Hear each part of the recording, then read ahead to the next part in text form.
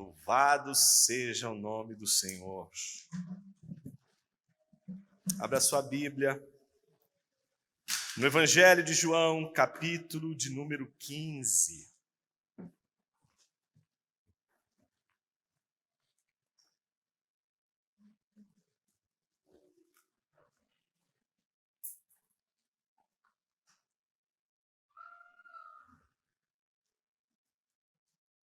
Dos versículos 1 a 16, faremos a leitura. Diz assim a palavra de Deus: Eu sou a videira verdadeira, e o meu Pai é o lavrador. Todo ramo que estando em mim não der fruto, ele o corta, e todo o que dá fruto ele limpa, para que produza mais fruto ainda. Vocês já estão limpos por causa da palavra que lhes tenho falado. Permaneçam em mim, e eu permanecerei em vocês. Como o ramo não pode produzir fruto de si mesmo se não permanecer na videira, assim vocês não podem dar fruto se não permanecerem em mim. Eu sou a videira, vocês são os ramos. Quem permanece em mim e eu nele, esse dá muito fruto, porque sem mim vocês não podem fazer nada. Se alguém não permanecer em mim, será lançado fora, à semelhança do ramo, e secará. E o apanham, lançam no fogo e o queimam. Se permanecerem em mim e as minhas palavras permanecerem em vocês, pedirão o que quiserem e lhes será feito. Nisto é glorificado o meu Pai, que vocês deem muito fruto, e assim mostrarão que são meus discípulos. Como o Pai me amou, também eu amei vocês. Permaneçam no meu amor. Se vocês guardarem os meus mandamentos, permanecerão no meu amor. Assim como também eu tenho guardado os mandamentos de meu Pai e no seu amor permaneço. Tenho-lhes dito estas coisas para que a minha alegria esteja em vocês e a alegria de vocês seja completa. O meu mandamento é este: que vocês amem uns aos outros assim como eu os amei. Ninguém tem maior amor do que este, de alguém dar a própria vida pelos seus amigos. Vocês são meus amigos se fazem o que eu lhes ordeno. Já não chamo vocês de servos, porque o servo não sabe o que o seu senhor faz. Mas tenho chamado vocês de amigos, porque tudo o que eu ouvi de meu Pai eu lhes dei a conhecer. Não foram vocês que me escolheram. Pelo contrário, eu os escolhi e os designei para que vão e deem fruto, e o fruto de vocês permaneça, a fim de que tudo o que pedirem ao Pai em meu nome, Ele lhes conceda. Pai querido, eis a Tua palavra e o nosso coração. Que esse coração que recebe Tua palavra não apenas receba como uma semente plantada, mas também uma semente regada. Que o nosso coração possa ser um adubo fértil para que essa semente dê fruto. Assim oramos no nome de Jesus, Teu Filho. Amém.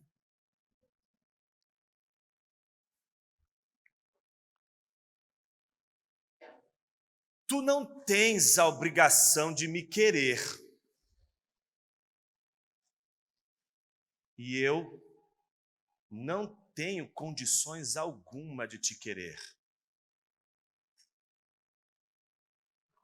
Mas se tu me quiseres, porque tu queres me querer,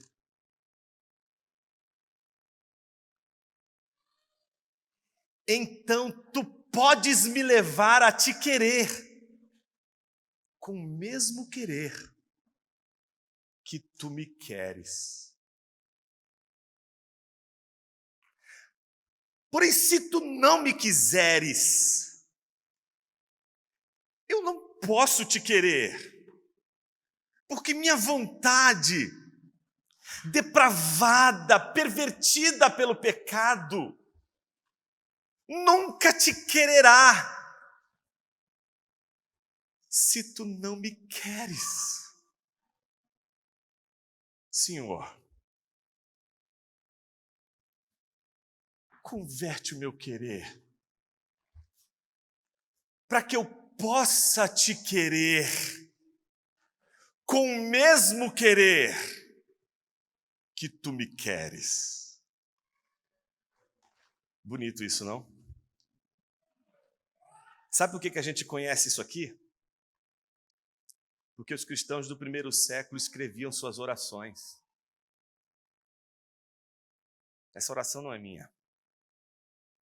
Essa oração foi de um crente que viveu no primeiro século, que estava bem perto dos apóstolos e que começou a sua oração, que hoje sabemos porque ele escreveu, dizendo: tu não tens a obrigação de me querer e eu não tenho condições de te querer, mas se tu queres, porque queres me querer, então tu me levas a te querer com o mesmo querer que tu me queres. Que vontade é essa? Que amor é esse? A história do Evangelho, a história do cristianismo, é a história de amor. Não é a história de como você entende a razão de ser das coisas. A Bíblia não é uma história que te explica a causa do universo para dizer, agora sim, você entendeu a causa do universo. Deus é a causa do universo. Não, a Bíblia nos conta a história de um Deus criador, de um Deus de amor. E porque é criador, é redentor. E porque é redentor, pode nos salvar, nos encontrar na nossa impossibilidade de encontrá-lo, de achá-lo. Ele nos encontra. E é essa a nossa história.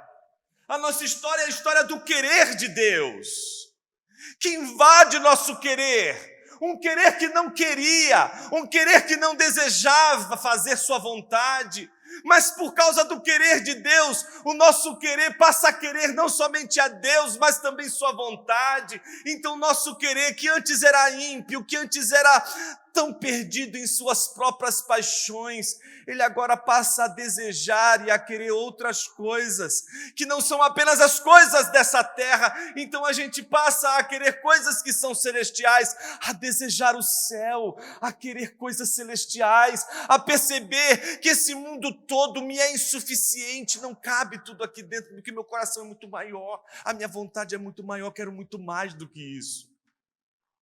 A história do Evangelho é a história de como a vontade de Deus cura as nossas vontades. Que bonita essa história, né? Uma vontade perversa, curada e redimida por outra vontade, santa e pura. É sobre isso que nós vamos falar nessa manhã. O texto que nós acabamos de ler, ele pode ser dividido em duas partes. A primeira parte, que vai dos versículos 1 a 8, a imagem da videira e os ramos. E os versículos de 9 a 16, o ensino da videira e dos ramos. Jesus segue aquele padrão que Deus seguia quando queria ensinar algo ao profeta que ele não conseguiria entender sem antes imaginar ou sem antes ver algo. Deus não diz para o profeta que o povo está morto, frio espiritualmente e que precisa de avivamento. Antes, Deus leva o profeta a um vale que está cheio de ossos secos, faz com que ele veja aquele vale de ossos secos, sequíssimos. Ele tem uma imagem daqueles ossos secos se juntando e crescendo carne sobre eles, e pele sobre eles, e de repente faltava neles o Espírito, mas o Espírito vem dos quatro ventos, sopra sobre aqueles corpos, e eles se põem em pé, um exército sobremodo numeroso. Então, depois de ver tudo aquilo, Deus então diz ao profeta o que ele quer que o profeta saiba, o que o profeta entenda. Jeremias capítulo 18, a palavra do Senhor vem a Jeremias dizendo: vai até a casa do oleiro. Então, quando ele vai à casa do oleiro, ele não vê Deus falar. Como aquele profeta que foi ao vale de ossos secos, Jeremias está agora diante de um oleiro trabalhando de maneira extremamente meticulosa sobre a roda, sobre a obra. Ele só vê, ele só enxerga uma imagem, a imagem de um oleiro entregue à sua obra. Mas o barro que estava nas mãos do oleiro se estraga, mas o oleiro insiste na sua obra, não jogando barro fora e pegando um outro barro, mas desmanchando o mesmo barro e fazendo daquele mesmo barro um outro vaso segundo lhe apraz. Ele não troca um filho por outro, ele redime o seu filho. Ele não troca um filho por outro, ele salva o seu filho, ele salva o seu povo. Então ele ensina. É assim que ele faz, ele ensina o profeta só depois. Assim é toda a casa de Israel, blá, blá, blá, blá, blá, blá, blá, blá, blá. E aí vem o ensino. Jesus, o rei profeta, saiu da cena do cenáculo, como nós vimos no último sermão. E agora, em um outro cenário, Jesus está discursando com os seus discípulos. E antes de ensinar aos seus discípulos, Jesus oferece uma imagem. E essa imagem, ela não é qualquer imagem, é a imagem da videira. Muitos estudiosos acreditam que no templo de Herodes, que é um templo já deturpado, que já não segue à risca as orientações que foi dada por Deus, e que, portanto, está numa outra condição, havia uma videira de ouro. E essa videira de ouro, ela representava o povo de Israel.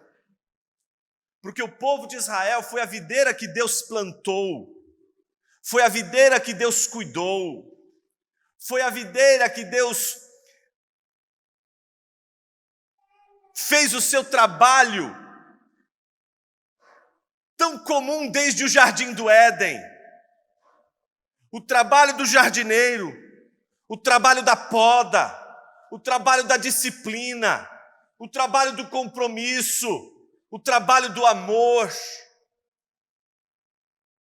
Então, quando se fala em videira, óbvio que no contexto do primeiro século, o que se pensa é no povo de Israel. O que vem à mente é o povo de Israel, a videira que Deus havia escolhido para manifestar o seu reino a todos os povos, línguas e nações. Mas esta videira, ela havia se tornado uma videira desobediente. Ela abriu mão das leis do Senhor. Ela abriu mão dos mandamentos do Senhor, não seguindo os mandamentos do Senhor, mas ressignificando os mandamentos do Senhor conforme suas próprias vontades e por força de seu próprio querer. Essa videira, que é o povo de Deus, não consegue mais expressar amor, porque, como a gente já sabe, os discípulos do Senhor expressam o seu amor a Deus porque obedecem os seus mandamentos. A gente viu Jesus dizer no cenáculo, depois que o traidor foi embora: se vocês guardam os meus mandamentos, vocês me amam. A expressão do nosso amor é a obediência aos mandamentos do Senhor. Mas a videira desobedeceu. A videira falhou em sua missão. Ela não conseguiu representar a sua missão como deveria.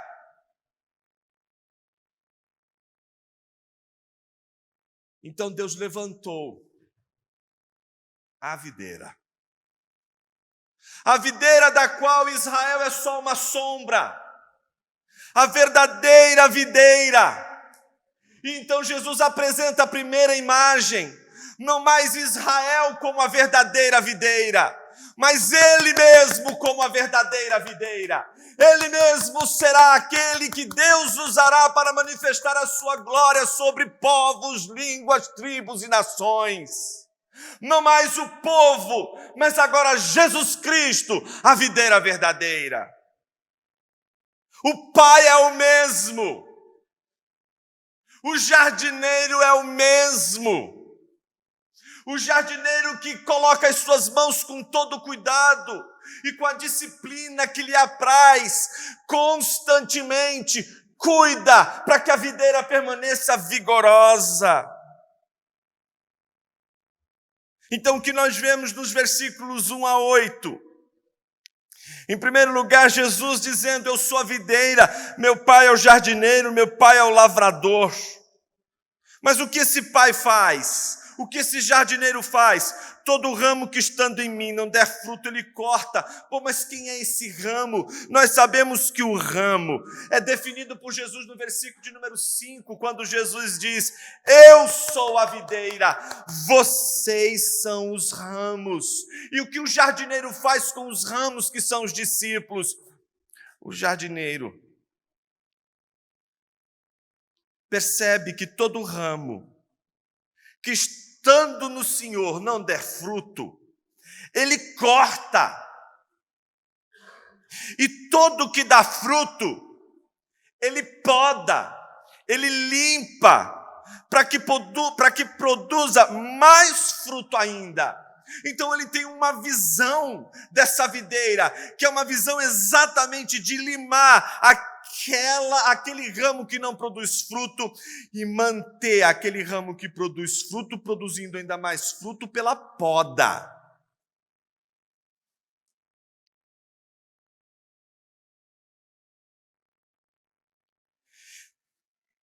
Primeiro, Jesus oferece uma imagem em que os ramos, que são os discípulos, que permanecem nele, não estão imunes, não são livres do trabalho do Senhor. Deus está trabalhando em todo o seu povo.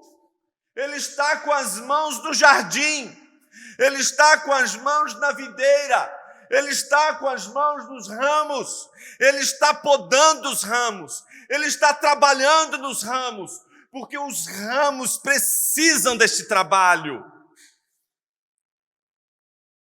Nossa vontade precisa de poda. Nossas vontades precisam de cuidado. Nossas vontades precisam do trabalho do Senhor. Quando o ser humano está entregue às suas próprias vontades, quando não há um jardineiro que cuida das próprias vontades, com as nossas vontades, e estamos entregues às nossas próprias vontades, nós nos destruímos. As nossas vontades só estarão em nosso próprio benefício se elas forem tratadas pelo Senhor. Se o Senhor tratar o nosso querer, se o Senhor tratar a nossa vontade, e tratar a nossa vontade, tratar o nosso querer, é o trabalho da poda. É o trabalho que Deus faz sobre a poda, podando nos ramos, para que os ramos possam produzir ainda mais. Portanto, meu irmão, portanto, minha irmã, se Deus está trabalhando com suas vontades, dê glórias a Ele, porque Ele não permitiu que você ficasse entregue às suas próprias vontades, porque Ele saberia que se você ficasse entregue às suas próprias vontades, você desejaria tudo nesta vida, menos os céus. Deus trata com o nosso querer, Deus trata com as nossas paixões, Deus trata com os nossos desejos, Deus trata com as nossas vontades, porque os nossos desejos, as nossas vontades, elas revelam o nosso coração, revelam quem nós somos. Deus deu para a gente uma pista maravilhosa para autoconhecimento, nossas vontades. São nossas vontades que revelam muito sobre nós. Quando você faz as suas orações, você revela nas suas petições, não só o objeto do desejo, você revela o desejo que te revela, o desejo que espelha quem você é. Por isso a pergunta dessa manhã é: o que mais você deseja nessa vida? Como o seu querer ou as suas vontades, elas são trabalhadas? Onde está a disciplina das nossas vontades, das nossas paixões?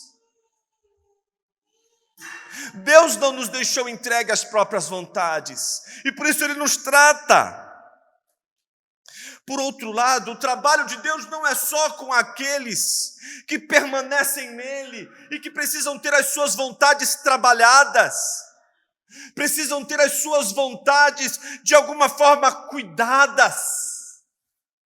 Deus também vai lidar com aqueles ramos estranhos. Pois é, esses ramos que tinham tudo para dar fruto e não dão. E o curioso é que ele contrasta esses ramos. De um lado, os que permanecem são podados para produzirem frutos ainda maiores. A consequência da poda é uma só: peçam o que quiserem e lhes será feito. A poda é feita porque o trabalho do Senhor na nossa vontade faz a gente pedir exatamente aquilo que a gente precisa, não apenas aquilo que a gente quer.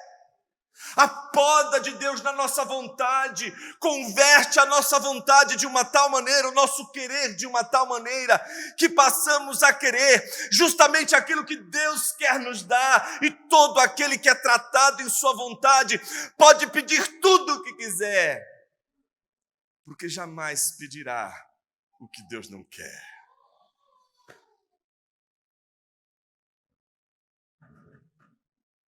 Só pediremos o que Deus nunca nos dará, quando nossa vontade ainda está resistindo, quando nossa vontade ainda está lutando.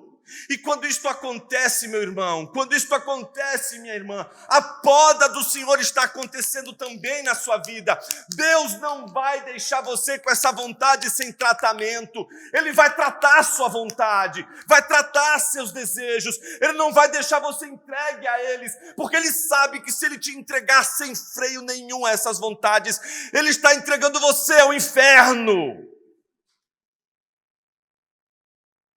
Por outro lado, há aqueles que não permanecem no Senhor. Aqueles que não permanecem no Senhor não sofrem poda. Deus não poda quem não permanece nele. E a poda não pode ser feita sobre quem não permanece nele, porque aquele que não permanece nele não tem vida, não pode produzir fruto. Não faz sentido fazer a poda de ramos que não pertencem a ele. Não faz sentido apostar todas as fichas nos frutos de um ramo que não está mais permanecendo na videira.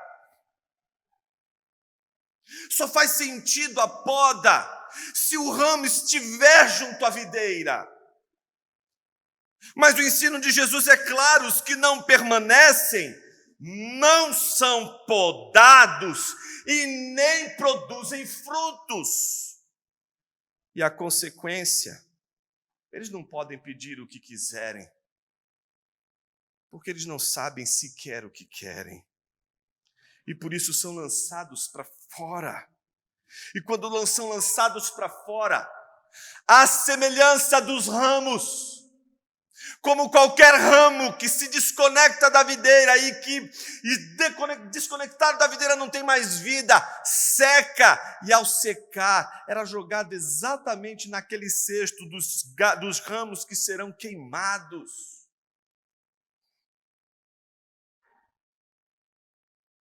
Portanto, Jesus está fazendo as marcações do seu discurso, mostrando que existem dois ramos.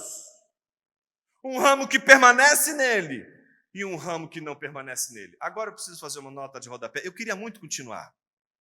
Sério, eu queria continuar. Mas eu não posso. Eu não posso continuar, porque tem muita gente que lê esse texto aqui e fica assim, oriçado. Olha esse texto e diz assim, pronto, aquele calvinista que está aqui dentro da jaula, ele começa a querer sair agora. Ele vai saindo aqui, né? E ele, então isso quer dizer que salvação se perde? Quer dizer então que alguém pode estar em Jesus e depois não está mais em Jesus? E aí corta? Como é que é esse negócio? A coisa ainda fica mais sombria quando Jesus, ao explicar, diz assim: eu sou a videira, vocês são os ramos. Quem permanece em mim e eu nele, esse dá muito fruto, porque sem mim vocês não podem fazer nada. Se alguém não permanecer em mim, será lançado fora, a semelhança do ramo, e secará, e o apanham, lançam no fogo e o queimam. Observe, se permanecerem em mim e as minhas palavras permanecerem em vocês, pedirão o que quiserem e lhes será feito. Nisso é glorificado meu Pai, que vocês deem muito fruto, e assim mostrarão que são meus discípulos.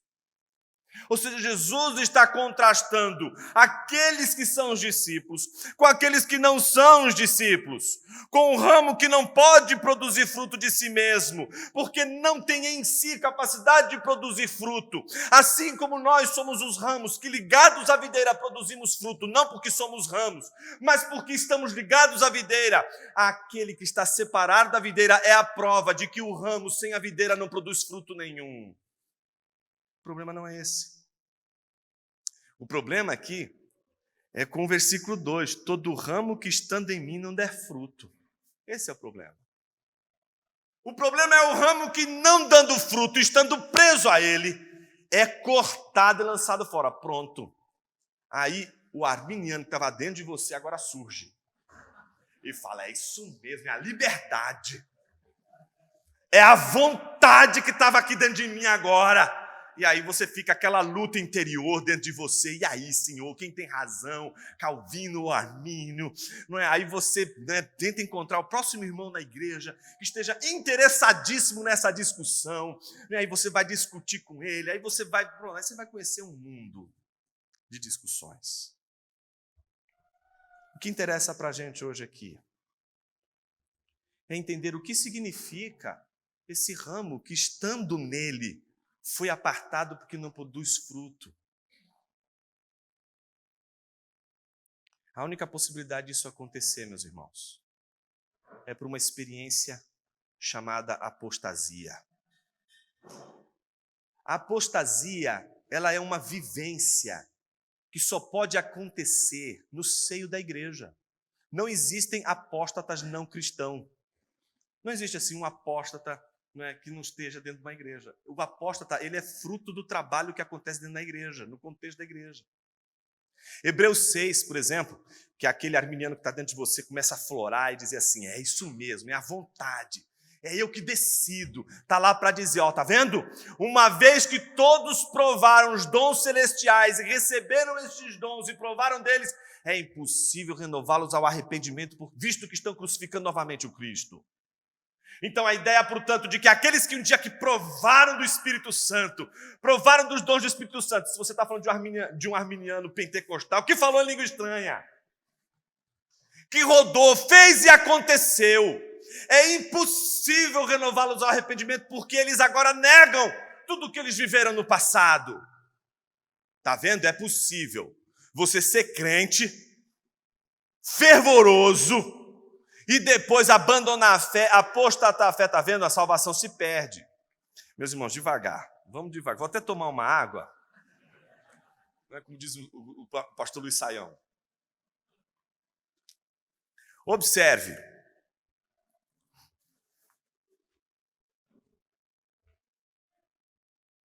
Hebreus 6, como João, nos fala da realidade da igreja. E qual é a realidade da igreja? É a realidade de um povo que foi chamado para viver o evangelho assim. Deus não nos deu o evangelho para que a gente pudesse fazer do evangelho uma espécie de pílula que a gente toma, é abençoado pelo evangelho, ponto final. O evangelho é uma realidade que só pode ser vivida no coletivo, no meio da igreja. Por isso, qualquer missionário que vai para um lugar onde não tem igreja, a primeira coisa que ele vai fazer é plantar uma igreja lá, é fazer acontecer uma igreja, porque não existe evangelho, não existe pregação do evangelho, não existe vida do evangelho, não existe ensino, edificação, maturidade cristã sem igreja. O problema é que a igreja não é Deus, ela não é a jardineira, ela não foi eleita para ser a jardineira, ela não foi escolhida para fazer a poda, ela não foi determinada por Deus para dizer assim, você vai dizer quem é, você vai dizer quem não é. A única coisa que Deus deu à igreja foi o poder das chaves para dizer o seguinte, você tem alguns sinais que são claros, porque estes sinais representam exatamente aqueles que são meus discípulos. Eles me amam, e a prova desse amor é que eles obedecem os mandamentos. Se você está diante de alguém que professa a fé e que ao mesmo tempo responde aos mandamentos em obediência, e encontra no amor a Deus a obediência, e na obediência a alegria, o contentamento, você está diante de um crente. Então a igreja pode avalizar esse irmão e dizer, venha irmão, vem participar da nossa igreja, da nossa congregação, porque nós podemos testemunhar a sua profissão de fé e o quanto você é crente por obedecer ao evangelho e encontrar alegria no serviço do Senhor. Então a igreja, com base nesses sinais, ela vai dizendo, você é membro, você é membro, você é membro, você não é membro, você não é membro, você não é membro. Você era, você não é mais. Ah, mas por quê? E aí a gente entra naquele famoso tema da igreja, que é o tema da disciplina, um tema raro, um tema que foi esquecido, e que explica muito por que a igreja hoje está tão cheia de problemas. Porque a disciplina, meus irmãos, na igreja, é exatamente a lei, os mandamentos de Deus, governando o seu povo, para que o seu povo tenha um testemunho fiel, público. É a partir das leis do Senhor que as nossas vontades são trabalhadas. Deus usa os seus mandamentos para cuidar da nossa vontade, para tratar da nossa vontade, porque Ele sabe que se formos entregues às nossas próprias vontades e não cumprirmos os seus mandamentos, nós mesmos nos destruiremos. Então Ele nos dá a disciplina, nos dá a lei, nos dá os mandamentos. Mas se uma igreja não consegue enxergar os cumprimentos desse mandamento, desses sinais em uma determinada pessoa, a igreja, o que ela faz? Ela procede com uma disciplina chamada exclusão. E hoje falar sobre exclusão no mundo que a gente vive é muito difícil, porque parece exatamente algo tirânico, algo violento, parece uma truculência. Nunca as pessoas conseguem perceber que a exclusão é um gesto de amor, que a disciplina é um gesto de amor. A primeira visão que as pessoas têm é uma visão negativa, uma visão ruim. E é isso que a gente quer mostrar, que não é ruim, pelo contrário, é um gesto de amor. É o cuidado de Deus para um povo que, se não tiver cuidado, vai se entregar às suas próprias vontades e, perdendo a disciplina da vontade, vai se entregar a todas as paixões e se autodestruir, destruindo todos ao seu redor. Então a igreja tem essa chave, o poder das chaves da igreja, incluir e excluir. Só que, meus irmãos, prestem atenção, incluir e excluir uma pessoa não é salvar e nem condenar ao inferno. Quando você for incluído no hall de membros de uma igreja, não está ali a salvação acontecendo. Nem se uma igreja exclui uma pessoa, estaria essa pessoa, por causa da exclusão da igreja, sendo, portanto, excluída dos céus e perdendo, consequentemente, a salvação. Não. A inclusão e a exclusão de membros é o ato de uma igreja reconhecer que a profissão de fé e a vida de uma pessoa correspondem aos mandamentos do Senhor, ao Evangelho, à conduta do Evangelho. Mas a igreja pode errar. Não Deus. Por isso que ela não é jardineira. Jardineira é o Senhor. Ela pode errar. Ela pode incluir quem não é. E ela pode excluir justamente quem é. Ela pode, por imperícia, por ignorância, por falta de conhecimento de causa, por uma atitude desastrada, por uma atitude leviana, às vezes desatenta, incluir pessoas e excluir pessoas de uma maneira completamente equivocada, colocando dentro da membresia quem não é membro do corpo de Cristo e colocando para fora quem ainda é membro do corpo de Cristo e quem sempre foi e sempre será. Então, Hebreus 6... como João capítulo 15, estão falando para a gente de situações como essa. Situações em que pessoas podem estar na igreja, elas podem provar das bênçãos do Espírito Santo sobre a igreja. 1 Coríntios capítulo 3, versículo 16 diz: não sabeis que sois vós santuário de Deus e que o Espírito de Deus habita em vós?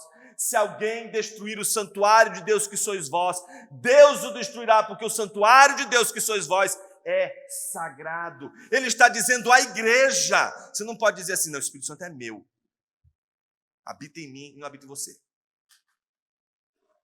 Alguns mais espaçosos, outros menos espaçosos vão ter muitas dificuldades de dizer, não é? Como é que o Espírito Santo está vivendo ali. O fato não é esse. O Espírito Santo não vive numa pessoa, ele vive num povo, no meio de um povo, no meio dos seus discípulos, de uma tal maneira que todos os seus discípulos têm toda a plenitude da presença do Espírito Santo, o Espírito Santo não estando plenamente em uma pessoa. Essa é a verdade do Evangelho. O Evangelho não é um Espírito sozinho e singular numa única pessoa, mas é o Espírito que está ao mesmo tempo numa pessoa, mas ao mesmo tempo numa congregação inteira.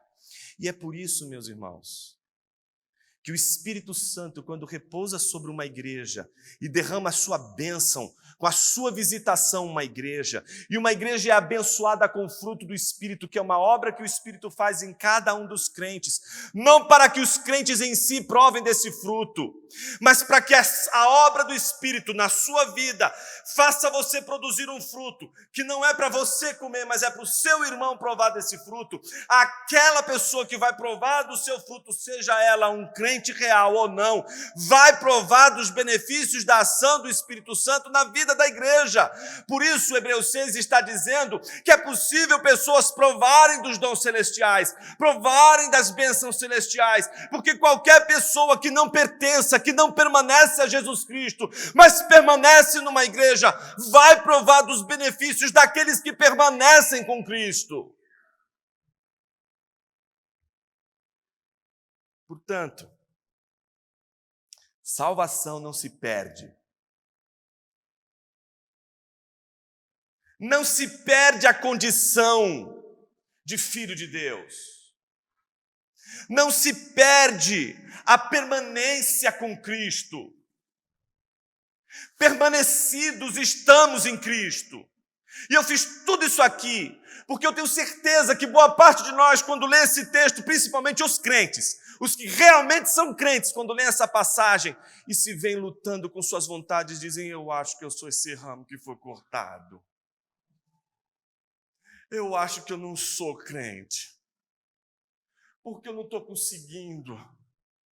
Eu estou tentando.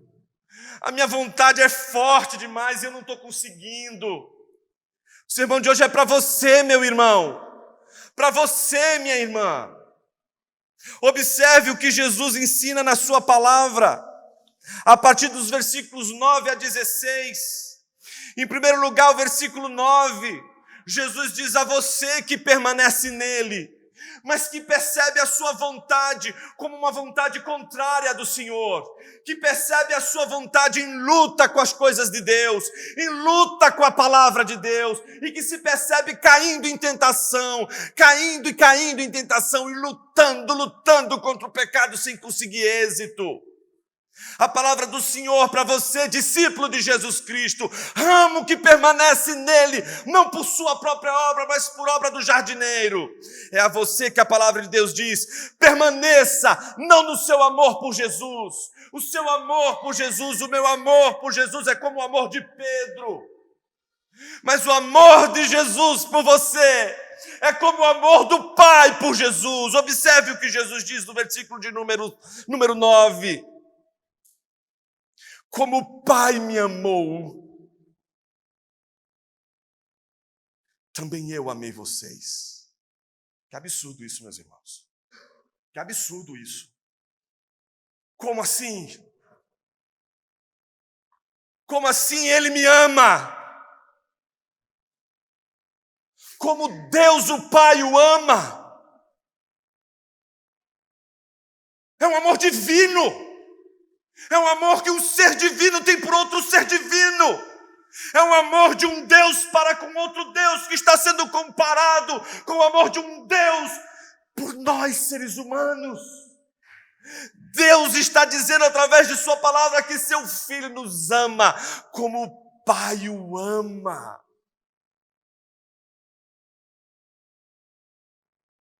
Permaneça não no seu amor. Permaneça não na confiança do amor que você tem por Jesus, porque terá horas na sua caminhada, horas na sua peregrinação, que a sua vontade vai estar lutando tanto. Você vai achar que não ama mais o Senhor, que você ama mais o mundo, que você ama mais as coisas deste mundo, que você quer mais as coisas desta terra do que das coisas dos céus. Por isso a palavra de Jesus para os seus discípulos é: não confie no seu amor, não confie no amor que você tem por Jesus, mas confie no amor que Jesus tem por você. Permaneça no amor dele, não no seu amor. Segundo, mesmo que o seu amor por Deus não seja assim tão confiável. Segundo imperativo, obedeça aos mandamentos de Jesus, versículo de número 10. Se vocês guardarem os meus mandamentos, permanecerão no meu amor, assim como também eu tenho guardado os mandamentos de meu Pai, e no seu amor permaneço. Jesus está dizendo: eu obedeço os mandamentos do meu Pai, e por isso o amor dele permanece em mim. Obedeçam os meus mandamentos, e o meu amor permanecerá em vocês. O Evangelho é uma história de amor, não é uma história de obrigações. Não é uma lista que Deus está colocando para você, para juntar as inúmeras listas que as pessoas colocaram na sua agenda para durante a semana você trabalhar. A igreja não é mais um item para o seu checklist. Deus não é um item na nossa agenda. Mas a pergunta é: como obedecer os mandamentos do Senhor, se é justamente aquilo que hoje a nossa vontade luta para não obedecer? Então a sensação que a gente tem é como se a gente fosse esse ramo cortado.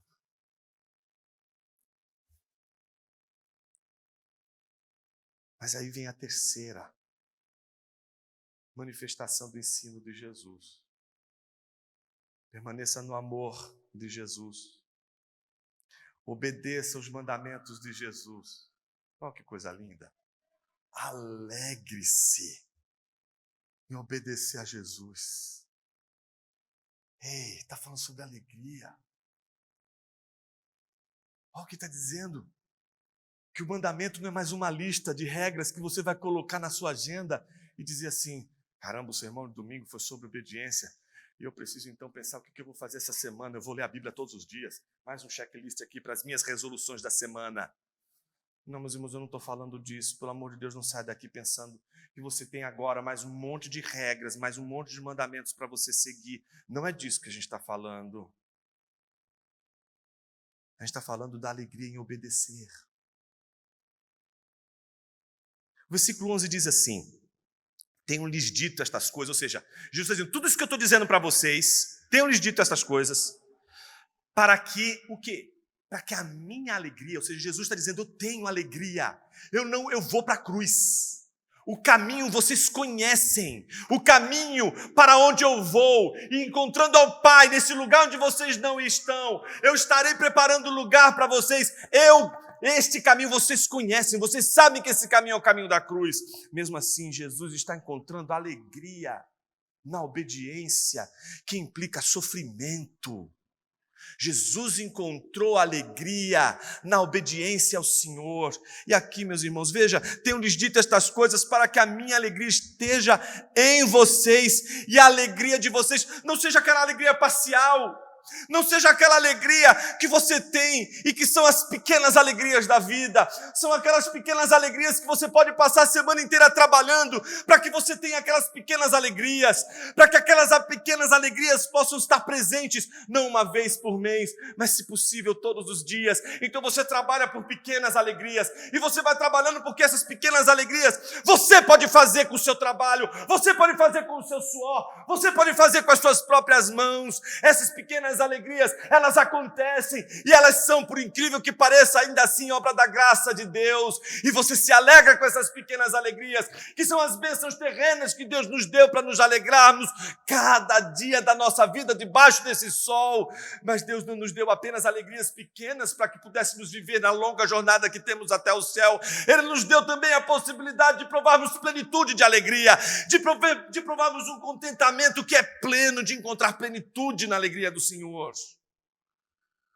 Deixa eu te dar um outro exemplo para que você entenda o que significa essa alegria.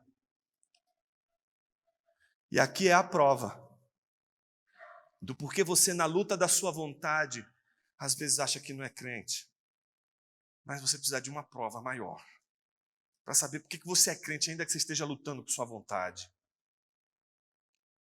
Porque o discípulo não ama o pecado o bastante para se alegrar plenamente no pecado. Não conheço um crente que, caindo em tentação, depois de provar das pequenas alegrias, da queda e do tombo que tomou, diga: valeu a pena, estou feliz, o prazer todo que eu queria agora eu tenho. Não. É um gosto ruim na boca, é um sabor infernal, porque é um prazer que nunca vale a pena, é uma alegria que vem acompanhada de um pavor, de um temor. Você que está aí crescendo na igreja, que cresceu na igreja, você sabe o que eu estou falando, você sabe o que eu estou dizendo, você cresceu na igreja, você ainda não era regenerado, você que foi crescendo na igreja, e você foi provando dos dons celestiais, você foi provando das bênçãos e das riquezas da igreja, porque o Espírito de Deus foi atuando na igreja, e você foi recebendo tantas coisas gostosas, você foi vivenciando tantas coisas gostosas, você decidiu se batizar, você professou a sua fé em Jesus, mas você foi provando dessas dádivas, até que você começa a provar outras coisas que não são dádivas de Deus, mas que são pistas, que são colocadas no mundo, desviam o nosso caminho de Deus, que nos colocam uma aposta de que talvez esses desejos sejam mais incríveis do que aqueles desejos que são saciados quando estamos diante de Deus, e a gente se perde no meio do caminho. É a história do filho pródigo. Dependendo da igreja, você descobre que não vale a pena. E aí você descobre que tem uma outra coisa que não foi tratado ainda, e que agora foi tratado. A doutrina da graça te atingiu como uma flecha, você se viu como um pecador, e agora você descobre que você não quer ser crente, que você não quer mais a igreja, que você não quer mais os cultos, que você não quer mais ler a Bíblia, que você não quer fazer absolutamente mais nada. Então você diz consigo mesmo: eu não quero mais nada disso, porque eu não sou. Até o dia que a palavra de Deus te encontra novamente. E agora é aquele encontro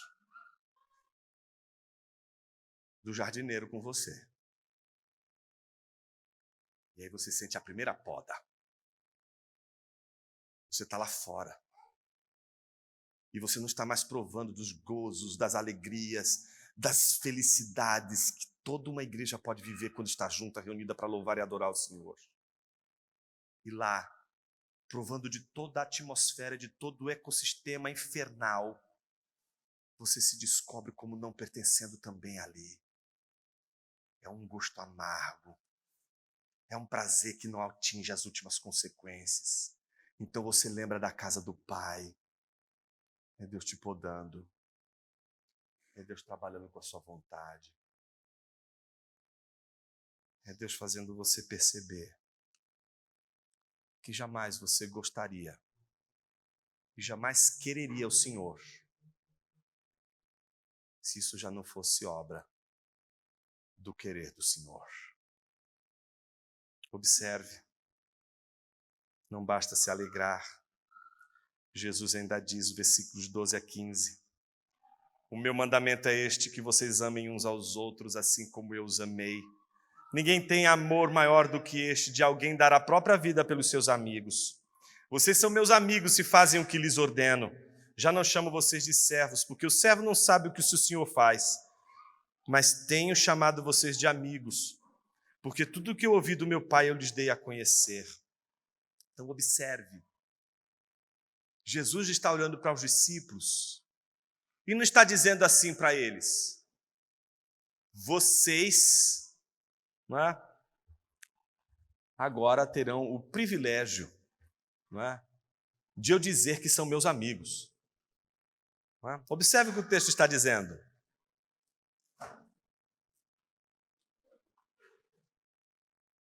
Ninguém tem maior amor do que este, de alguém dar a própria vida pelos seus amigos. Vocês são meus amigos se fazem o que eu lhes ordeno.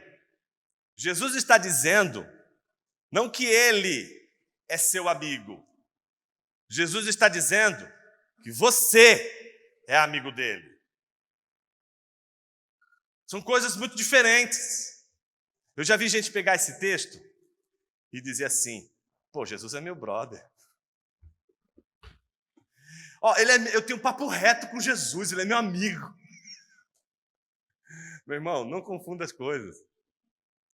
Entendeu? O que a Bíblia está dizendo é que você é amigo de Deus. E ele colocou uma condição para você ser amigo de Deus. Qual é a condição? Como é que você se torna amigo de Jesus?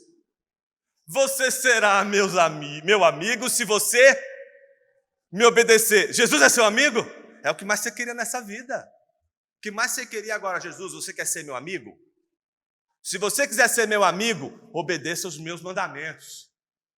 Obedeça o que eu quero. Faça o que eu estou mandando. Faça o que eu estou te dizendo.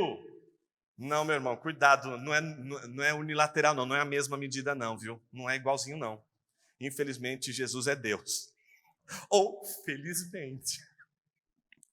Porque o que acontece aqui é algo maravilhoso. Jesus está apenas dizendo para eles o seguinte: vocês se alegram porque vocês sabem o que vocês têm de fazer.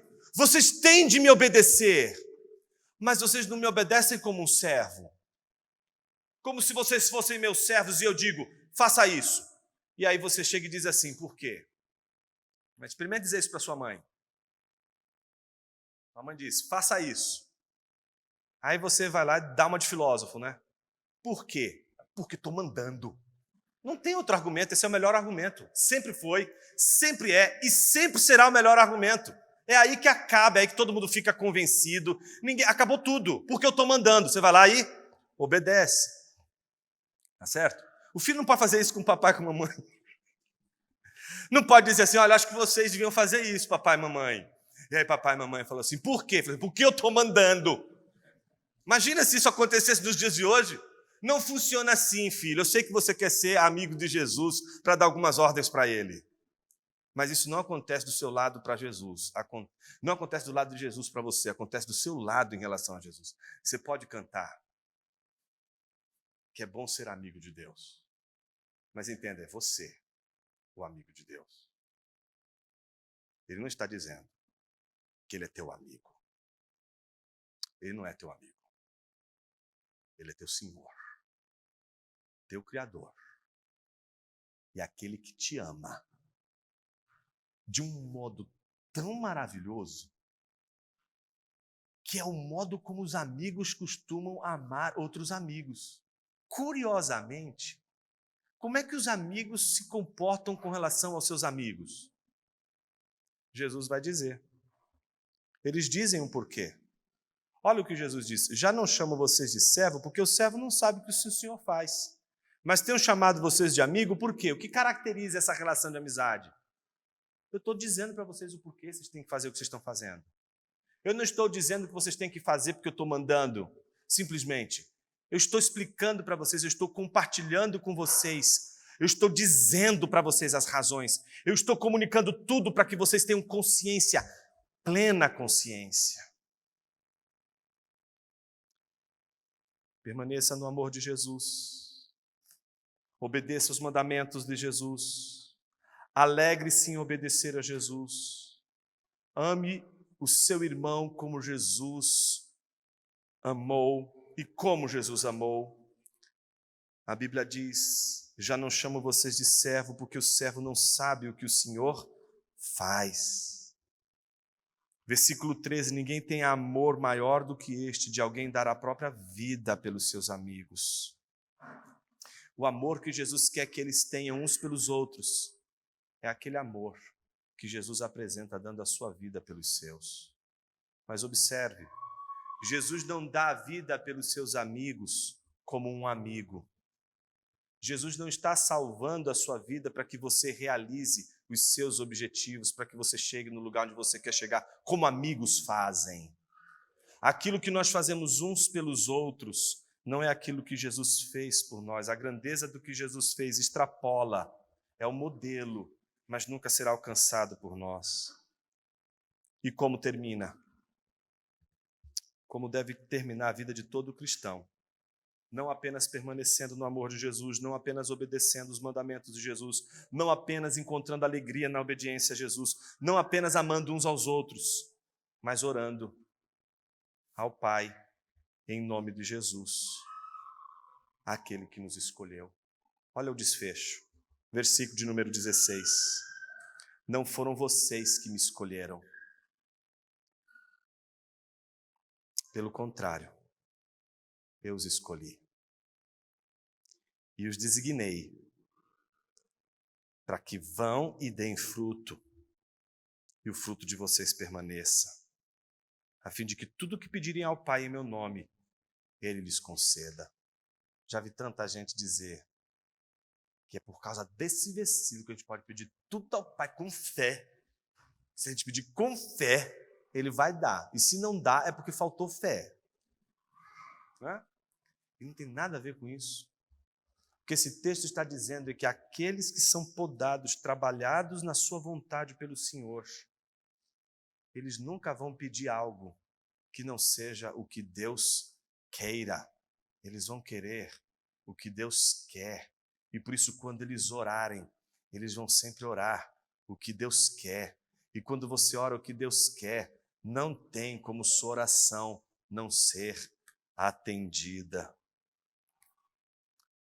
Tu não tens a obrigação de me querer. E nem eu tenho condições de te querer. Mas se tu me quiseres, porque tu queres me querer, então tu me levas a te querer com o mesmo querer que tu me queres. Porém, se tu não me quiseres, eu não posso te querer. Porque minha vontade predadora, depravada, nunca te quererá se tu não me queres. Senhor, converte o meu querer para que eu possa te querer com o mesmo querer que tu me queres. O rei está aqui. A vontade soberana é dele. Mas ele não quer que você cumpra a vontade dele sem alegria. Por isso não dá para cumprir a vontade de Deus e ter alegria se ele não converter em primeiro lugar nosso querer. Eu quero convidar você a fazer nessa hora essa oração que esse cristão do primeiro século um dia fez. Senhor, converta o meu querer para que eu possa te querer com o mesmo querer que tu me queres. Curve a sua cabeça.